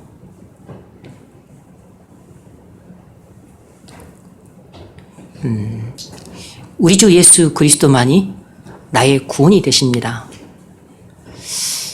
그래서 우리가 어떤 상황 가운데 있을지라도 참으로 예수 그리스도에 대한 그 구원의 절대적인 확신으로 충만하다면 우리는 어떤 상황에서도 절망하지 않고 소망 가운데 살 뿐만 아니라 여러분 이 땅에서 겪는 모든 고통과 슬픔을 속에서도 여러분 우리는 기쁨과 감격과 환희를 맛볼 수 있어요. 여러분 생애가 그렇게 되시기를 바랍니다. 그리고 꼭 기도의 대장이 되십시오. 그래서 목사의 목회를 도우십시오. 전도의 대장이 되십시오. 그래서 교회를 세우십시오. 그리고 사랑의 대장이 되십시오. 그래서 하나님의 사랑을 여러분의 가족과 또 직장 동료와 주변 사람들에게 널리 전해서 하나님 나라를 세울 수 있기를 주의 이름으로 축원합니다.